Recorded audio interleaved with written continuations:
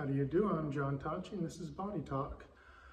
I just happened to come out of my office and see that there was a mobile massage table here and thought it was a great opportunity to sort of compare and contrast house calls for a massage. I'm assuming are always done with a massage table.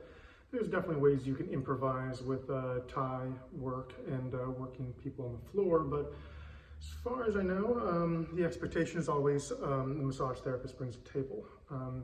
Actually, I guess there's even a caveat there. Some of my clients have their own massage tables, and some are fantastic and some not so much. And anyway, let's just look at some little nuances to a massage table. Now, this one here is super convenient and mobile in the sense that it is small, it is light, and that's normally a really important standard for massage tables. There's also a practicality in their design about how they creak, or more importantly, do not creak as you start pushing against the body on the table, because a creaky massage table is really disruptive to work. Even if the client doesn't notice it, therapists, we definitely notice it and hate it. But let's just look at sort of the nuances of a fine table that can definitely be functional.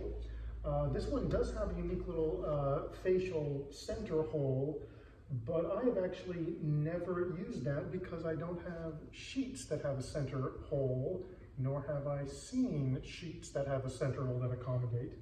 So I'm not really sure what would be the great way to use that with clients back to back. But this does have a receptor for the for a face cradle, so it's sort of a standard diameter and spacing. So even if someone has a cheaper, more economical table, the face cradle can normally be a super high-end one, or very cheap. I think I've got another older video on those little things.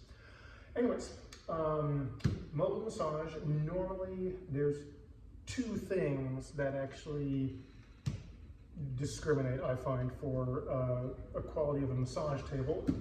The first one is how much padding is on it. This one is sufficient, but I prefer something a little bit beefier, and it's just receives the body a little bit better. On top of that, I also normally use a heating pad that has another layer of lamb's wool to it, but even on hot days, I still use the thickness just as additional padding.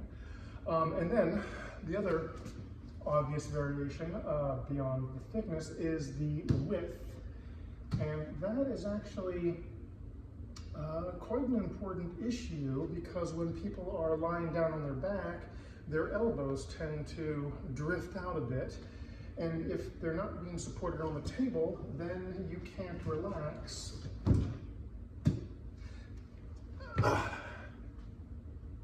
We won't edit that. If you're lying on the table and you can't relax because you're constantly trying to keep your arms from flopping out, then that just disrupts things. So this happens to be, I believe, the second largest mobile massage table on the market. There is one, I believe, about 2 or 4 inches wider, but I've never seen it. I'm just aware that the sheets are actually that big, and they do exist out there, the fat tables. Anyways, both of these happen to be actually, although folded in half right now, the same length, which is 6 foot in that region, and that normally works just fine. Even if you're taller, the feet can normally drape off in a very comfortable manner. So that was just something I sort of noticed for this mobile massage comparison. I guess I'll also take this moment to mention that in moving stuff in mobile massage, Having enough space to set up is an important issue, and yet, although I love it when the space is clear when I arrive, I will make the effort to move everything back because I don't want the client to strain themselves or really go to any effort after a massage. I really want that to linger as long as possible so that the body can adapt and sink into this new possibility of working, living easier.